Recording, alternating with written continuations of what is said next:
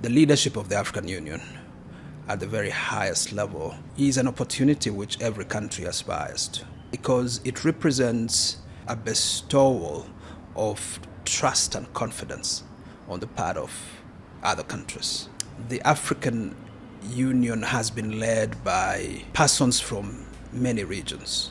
East Africa has not had a chance to lead the African Union itself. The last time we led was during the tenure of the Organization of African Unity, Salim, a very seasoned diplomat from Tanzania.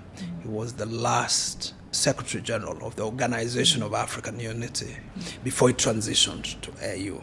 But since the establishment of the AU itself 25 years ago, the Eastern region has not led it. It is now the turn of the Eastern region. And Kenya is an important member of the Eastern region. Every member of the Eastern region is important, but I think it is generally acknowledged that Kenya carries a lot of weight on behalf of the region, particularly in terms of the refugees burden, the burden associated with negotiating peace deals within the region, the support it gives to a lot of countries in terms of the economy, amongst others. And so because of our leadership, we thought that this would be a good time for Kenya. And in making that decision, then the question became, which Kenyan? Who? Who? And in arriving at the decision of nominating Prime Minister Odinga, I think President Ruto was informed, obviously, by, number one, the office of the African Union Commission. It is an office that has more than 16 functions. The most critical function is to represent the interests of Africa globally. Africa is now a member of the G20, which means that, or rather the AU is a member of the G20, which means that that person represents and articulates the interests of Africa in that body. Africa is a key member, of various other forums, the Forum for China-Africa, the TICAD with Japan, the US-Africa Summit, many other forums where Africa's interest is at play.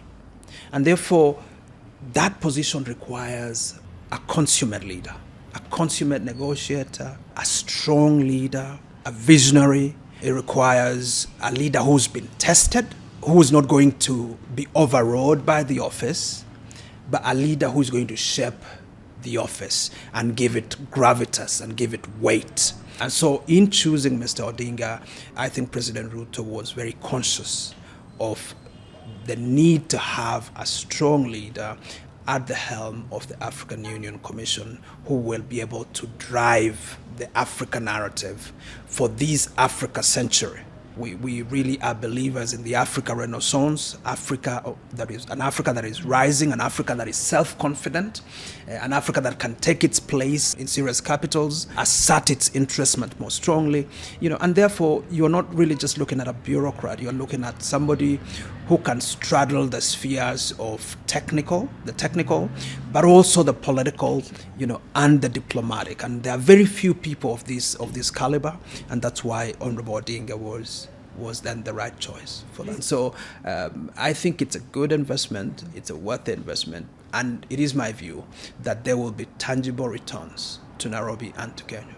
So why did you not have this conversation in the way you're putting it before? No? I think it's interesting. Sometimes we come with a lot of humility on certain platforms. It's always been our wish that, number one, this project is owned by Africans. That people need to understand Mr. Odinga not just as a Kenyan candidate, but as a quintessential Pan-Africanist, and that it's actually in the interest of Africa for him to lead the AUC at this critical juncture. A strong Kenya, a Kenya that is respected by other nations, an attractive Kenya, would be part of the national interest that we all embrace. In the candidature of Mr. Odinga, just like in a stronger Kenya Airways, in a stronger M-Pesa, in a stronger Equity Bank, these big brands, that's another brand for Kenya, a positive brand that would attract good to the country. Early on Monday morning, we were here in Addis Ababa. Elkanah and I and a few members of the team, we were coming to present formally the candidacy of the Right Honorable Raila Amolo Odinga. Excellencies, that task may appear mundane, but I want to tell you it was a heavy task. Heavy because if you know Kenya, you know that there are many people who are learned, who are experienced, who are qualified to serve anywhere and do anything around the world. But then, if you understand the African Union, and if you understand the provisions touching on the AUC Commission set out in the Constitutive Acts, and if you understand the statutes of the AUC Commission and the role of the chair of that commission, and if you understand the more than 26 functions of that office, you would realize that the task is mammoth, that the task is heavy. It includes, Excellencies, the task of representing Africa, defending Africa's interests, ensuring that the decisions of the African Union are complied with and implemented. It includes so much. And so even though there are many who may be qualified in the Republic of Kenya, as we looked at these responsibilities,